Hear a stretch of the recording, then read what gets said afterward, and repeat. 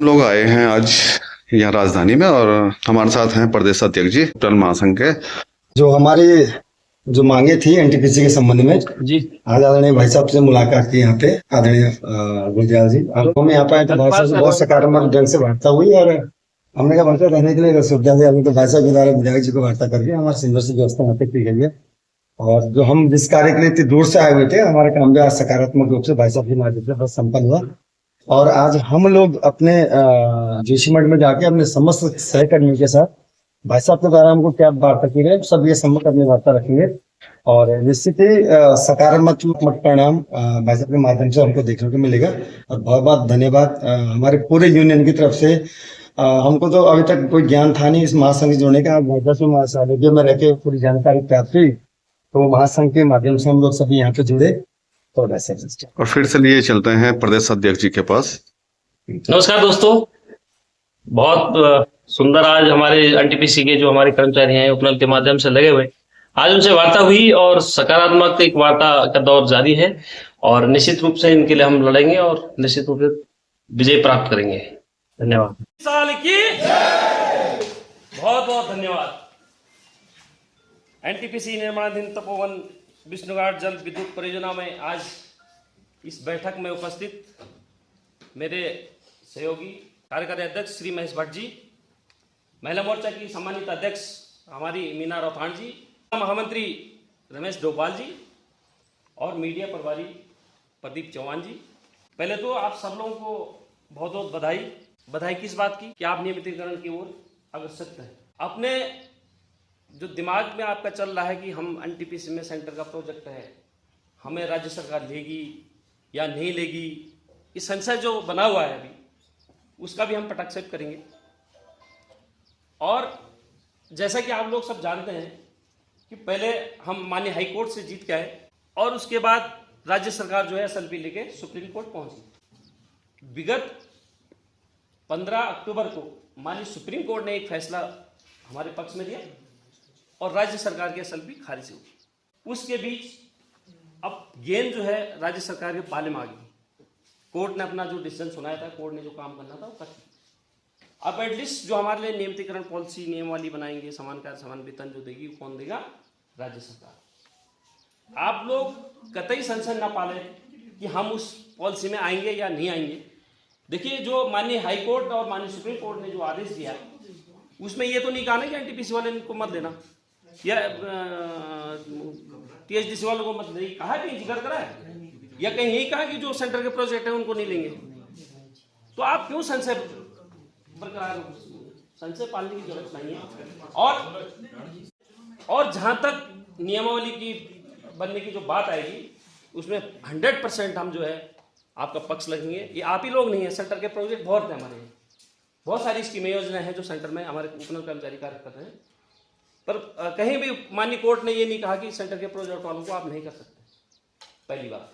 दूसरी बात, जब नियमावली बनने की तैयारी गवर्नमेंट करेगी तो उसमें महासंघ के पदाधिकारी को भी बुलाया जाएगा। ये मैं आपको आश्वस्त करता हूं कि उस बैठक में, उस नियमावली में जो हमारे सेक्रेटरी लोग, जो सचिव लोग, जो मंत्री लोग जो उस बैठक में जो नियमावली बनाएंगे उसमें महासंघ के पदाधिकारी भी होंगे। दूसरी बात, आप अभी कह रहे थे कि हमारे कर्मचारी को अधिकारी ने जो है प्रताड़ित किया और उसका धमकी दी। मैं आपको बता दूं, इस संगठन की इतनी बड़ी शक्ति है, इतनी बड़ी ताकत है। संगठन की बात करूंगा, मेरी ताकत, मैं विनोद गोदियाल नहीं हूं, मैं प्रदेश का अध्यक्ष हूं। आप लोगों की शक्ति मेरे साथ है। मैं लोगों के साथ भिड़ जाता हूं। जैसे भट्ट जी कह रहे थे कि हम जब वार्ता के लिए जाते हैं तो पहले कुंडी मार देते हैं ताकि भागे ना। आपको मैं बता दूं, 5 घंटे आयुर्वेदिक विश्वविद्यालय हर्रावाला में 5 घंटे बीसी और रजिस्ट्रार को बंद किया हमने, ताला लगा के। 5 बजे 6 बजे हमने ताला लगा दिया था और रात को 11 बजे पुलिस प्रोटेक्शन में बीसी और उसका रजिस्ट्रार निकला। पुलिस प्रोटेक्शन, जब पुलिस आई, पूरी फौज आई पुलिस की, वो सब आप लोगों की शक्ति है, इस संगठन की शक्ति है। किसी अधिकारी से डरने की जरूरत नहीं है, बशर्ते आपके जो आपने जो विभागीय अध्यक्ष सम्मानित पंच जी को आपने अपना एक नेता चुना है, तो उस नेता की गरिमा तब है जब आप उनका साथ देंगे, वो उनका ताकत बनेंगे।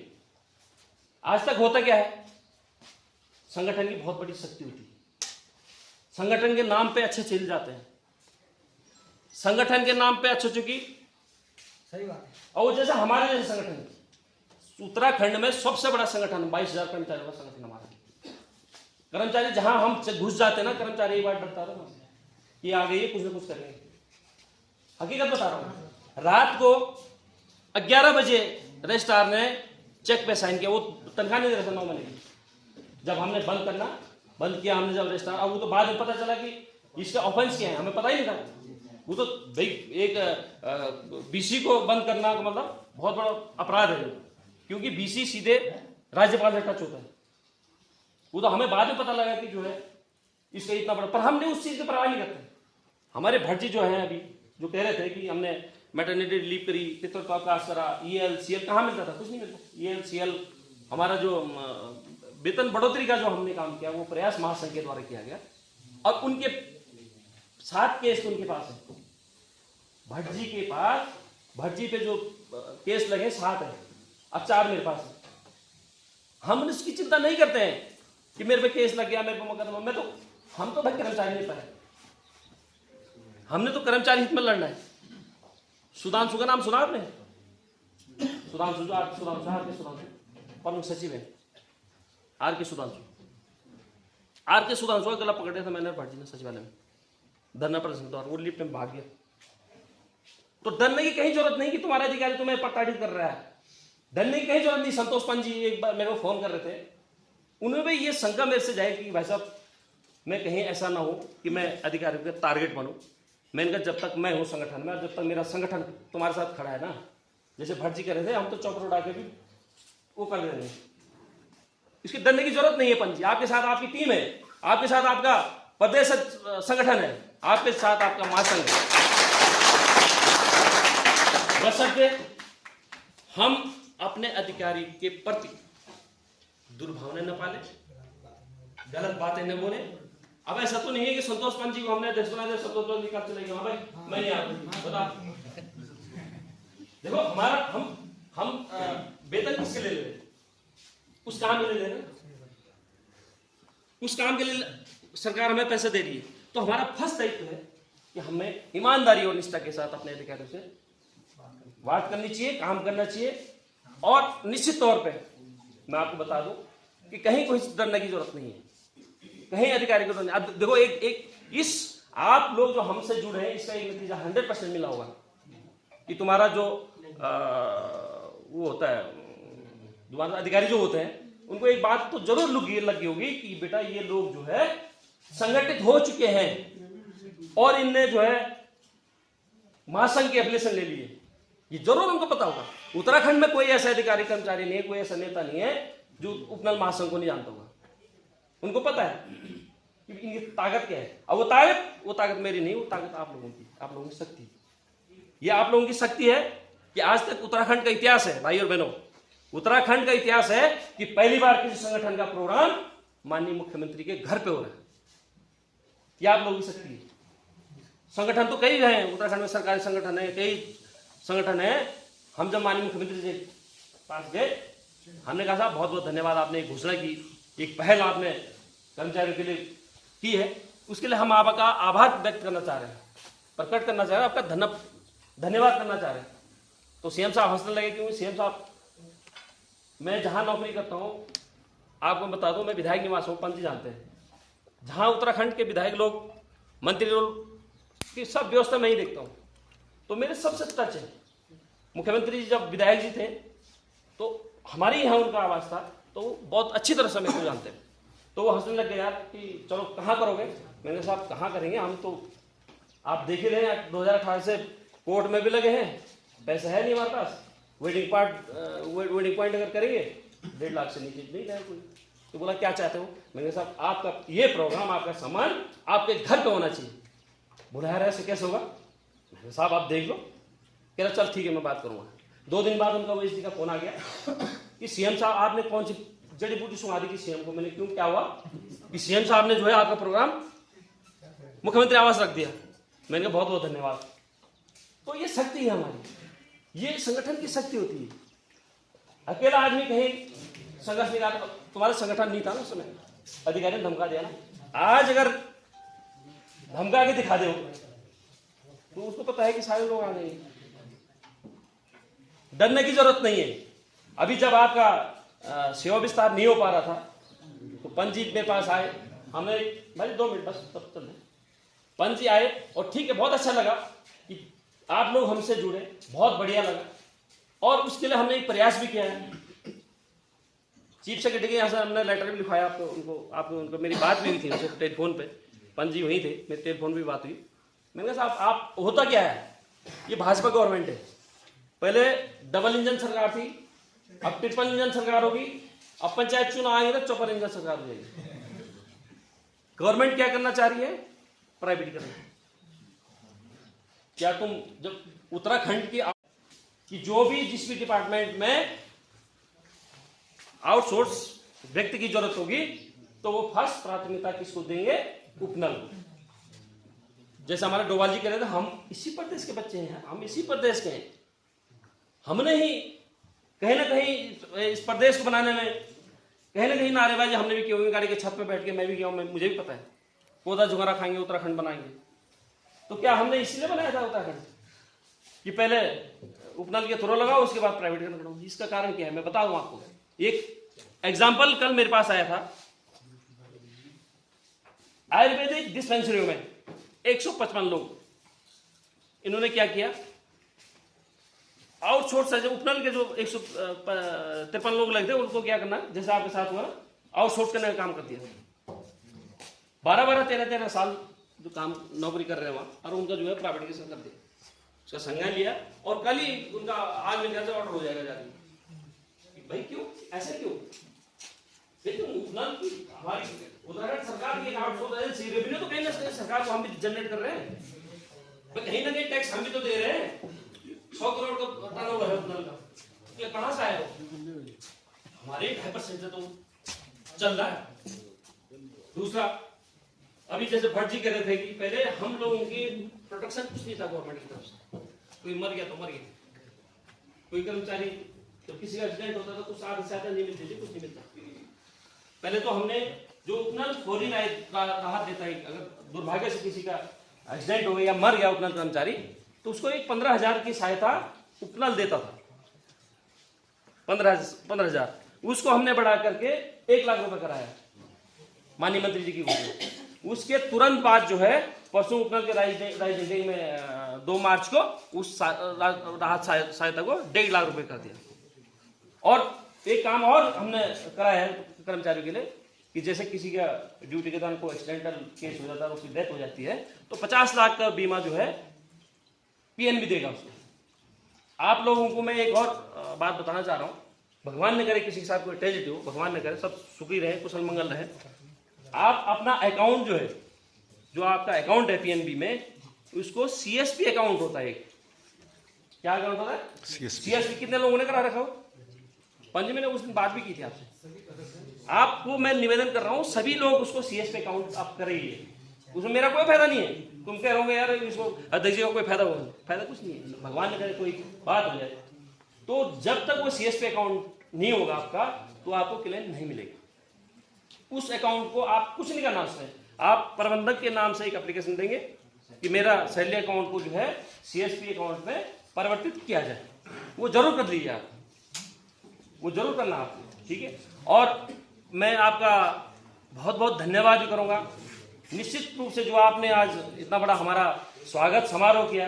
और मैं पंजी का खासकर बहुत बहुत धन्यवाद, शुक्रगुजार हूं कि पंजी लगातार मेरे कल जब से हम चले थे उनको बहुत चिंता हो रही थी कि अध्यक्ष जी आएंगे नहीं आएंगे। मैंने कहा, मैंने अगर हाँ बोल दिया तो हम पक्का आपके पास आएंगे। हमने हल्द्वानी का हमारा प्रोग्राम था, उसको हमने रद्द किया, उसको हमने कैंसिल किया। हमने कहा पहले आप लोगों से एक बार हम गेट टुगेदर हो जाए। और जरूरी नहीं है, देखो संगठन से जुड़ना एक ही एम नहीं है, एक ही एम नहीं है संगठन जुड़ना कि हमारी नौकरी बचाएंगे संगठन वाले। कई चीजें होती हैं, कई लोग हमारे कई डिपार्टमेंट में लगे हैं, कभी किसका काम किससे पड़ जाए कुछ पता नहीं। कोई हॉस्पिटल, जैसे हमारे मैडम है हॉस्पिटल, हम एक फोन कर देते हैं वो पूरा हमारा सब सिस्टम हो जाता है।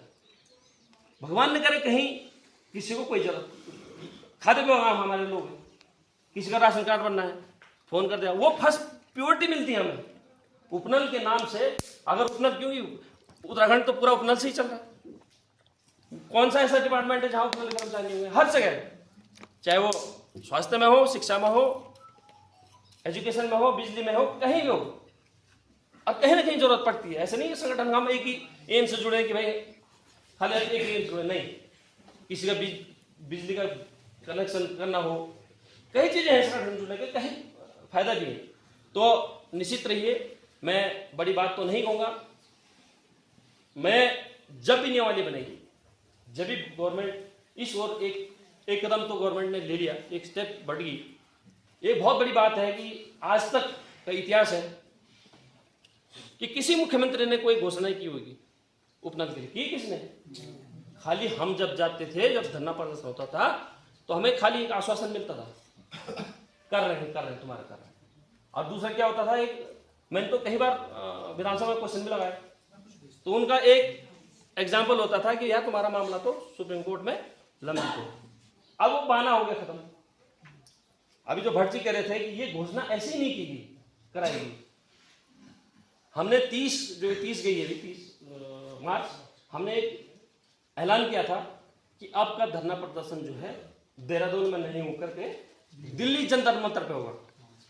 उसका पता क्या फायदा हुआ?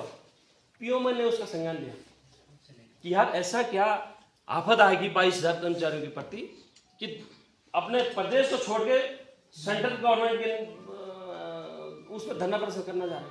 अलाइवन में फोन आए, तो कहीं ना कहीं प्रेशर था सरकार, और बहुत बड़ी अपॉर्चुनिटी है, बहुत बड़ी जीत है हम लोगों की कि एक सरकार एक स्टेप आगे बढ़ गई है। और निश्चित तौर पे मैं आपको आश्वस्त करता हूँ कि जल्दी ही एक नियमितीकरण पॉलिसी उत्तराखंड सरकार बनाएगी, और उसी के परिप्रेक्ष्य में हमने 12 तारीख का एक जो सीएम आवास का धन्यवाद का कार्यक्रम रखा है, तो उसमें भी सीएम साहब ने बड़ा टाइम दिया, क्योंकि वो तो बिजी शेड्यूल होता उनका, और 10 बजे इसलिए करना पड़ा वो कि 3-4 कार्यक्रम लगे थे सीएम साहब ने, तो वो 3-4 कार्यक्रम रद्द कर, हमारे प्रोग्राम उनको रद्द करना पड़ा, और 1 बजे उनकी ठीक दिल्ली में बैठा था। तो वो प्रोग्राम इसलिए शॉर्ट हुआ 10 बजे का, हमारा लंच टाइम का समय था उसमें कि दूर दराज से हमारे लोग भी आ जाएंगे, तो 2:30-3 बजे ठीक रहेगा। तो सीएम साहब ने बुलाया कि पॉसिबल नहीं हो पाएगा क्योंकि मेरे को 1 बजे निकलना है, तो आप जो है सुबह 10 बजे का। हमने कहा साहब ठीक है। तो 10 बजे सुबह मुख्यमंत्री आवास में कार्यक्रम है, और निश्चित तौर से मुझे पूरा भरोसा है कि आप लोग जो है एक दिन, क्योंकि सैटरडे छुट्टी होती है हमारे यहाँ सैटरडे की, पर एक दिन सीएल लेके आप अपने लिए तो आ सकते हैं, अपने भविष्य के लिए, अपने बच्चों के भविष्य के लिए।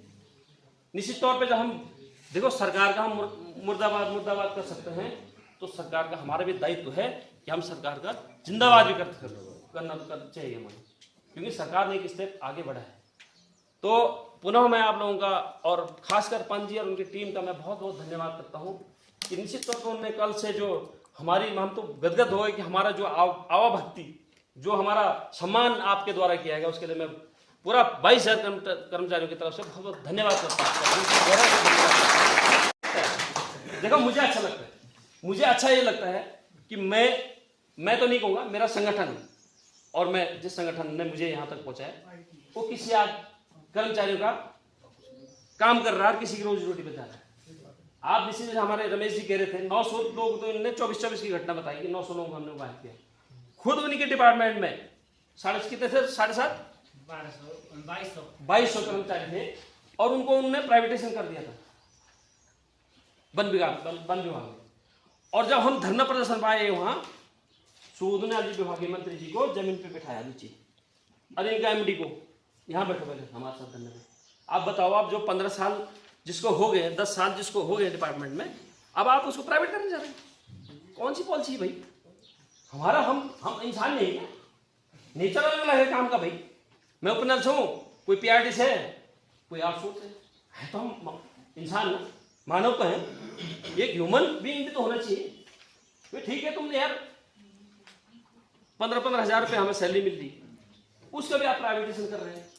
अबे कम से कम उतना ये तो ख्याल रखो कि भाई ये इनका मामला जो है लंबित है, प्रकरण लंबित है, कोर्ट से जीत क्या रहे है ना। प्रॉमिस मैं फिर दोबारा कहूंगा, ये प्रॉमिस करके जाएंगे, सब लोग संगठित रहेंगे, पंजी के लिए अपने लिए, ताकि तुम्हारा अधिकारी किसी पे हाथ डालने से पहले 10 बार सोचेगा कि अगर मैंने किसी को छेड़ दिया तो अनगार में अनगार हूं तो मेरे बिल्कुल बिल्कुल एक सामान ऑन चलो बन और काट दे पूरा, तो वो अनगार बनकर रहना है डिपार्टमेंट में नौकरी करनी है। मैं ये भड़काने नहीं आ रखा आपको कि आप जाओ और पुष्टि कर दो, ऐसा नहीं करना है।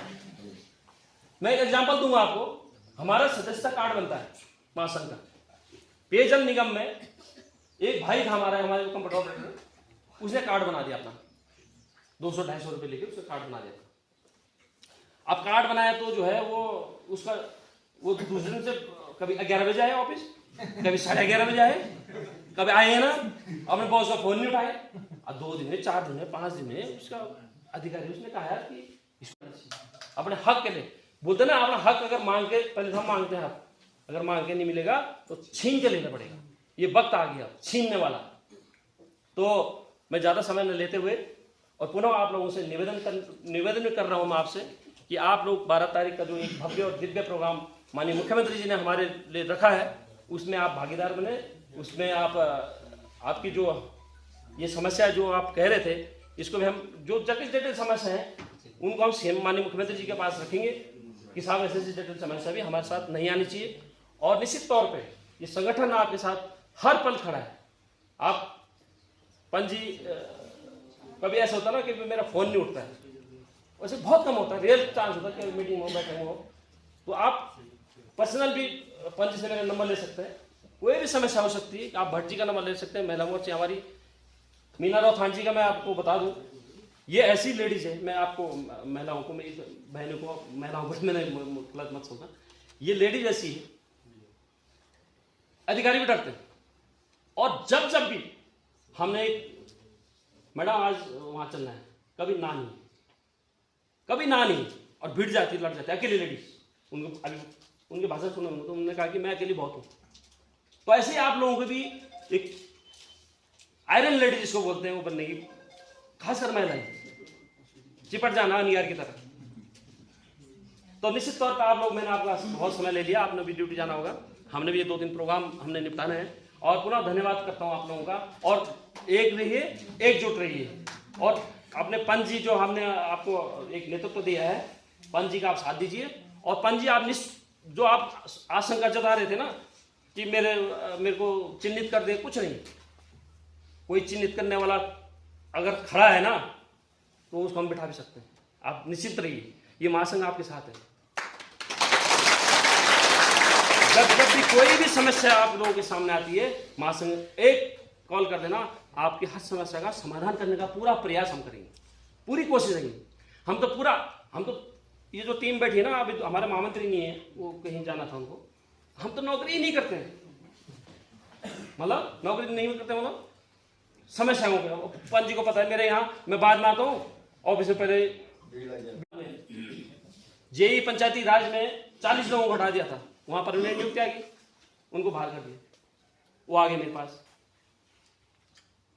मैंने कहा भाई नियमित नियुक्ति आ गई तो अब क्या हो सकता है इसमें, ये देखिए उसको वापसी करानी। मैंने कैसे कि एक हमारा एक कंटीजेंसी वो होता है कंटीजेंसी फंड होता है गवर्नमेंट का, तो मैंने वहाँ सैलरी में नहीं बोला, हाँ मैंने ठीक है, मैं चीफ सेक्रेटरी आया, मैं नमस्ते लिखवाए, आज नौकरी कर रहे हैं। एग्जाम्पल है, बहुत सारे उदाहरण है, जल संस्थान में है, अभी उनका चल रहा है, अभी उनका भी बारी हो जाएगी। तो मैं ज़्यादा समय न लेता हूँ, आप लोगों को बहुत बहुत धन्यवाद, और एक रहिए, नेक रहिए, और 12 तारीख को पक्का आप सीएम साहब के घर पे जो प्रोग्राम होना है उसमें आइए। बहुत बहुत धन्यवाद।